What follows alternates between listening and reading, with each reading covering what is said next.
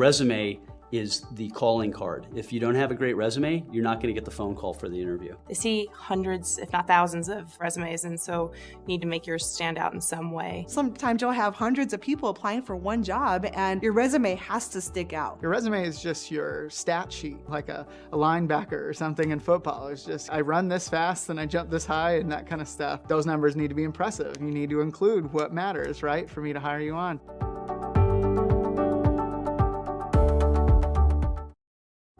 So in a great resume, some of the things that I've seen, they're very detailed, lining out more specifically what they were doing, keeping it concise, but making it a little more personal, not necessarily bullet points and, kind of those canned responses like I've managed a P&L of X amount of dollars, but I led a team and this was my budget for the year. As an undergraduate who really has no experience, they should have a resume that's no longer than one page. Anything over one page is probably just experience or something that's not relevant. If a seasoned veteran of 15 years who was my previous director can distill it down to one page, an intern probably shouldn't bleed over that. If you have a job in college, for example, working in athletics or intramurals or any kind of student desk job, you should put that. That's experience that you have and you need to put on your resume. But if you do have a resume that goes over, really think about what you can take off of there. So for example, what I do is I have a running resume of all the experiences that I've done and try to keep it as updated as possible. And it might be 3 or 4 pages long. And then when I apply to a position,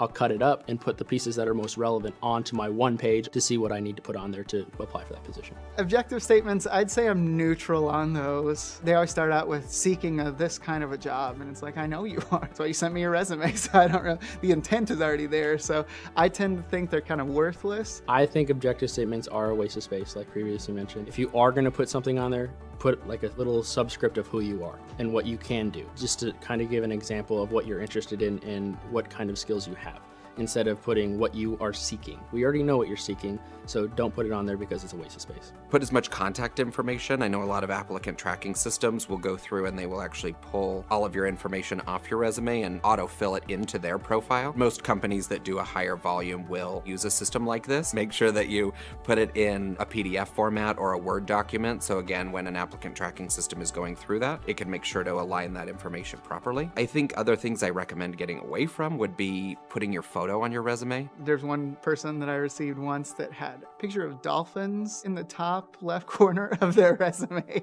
And that circulated the office, but not in a look how cool this guy is, but more like, okay, dolphins in the resume doesn't really match up. Some people still put their high school graduation date in their ACT and SAT scores. You're going into a professional field. It's not important to put high school relevant stuff.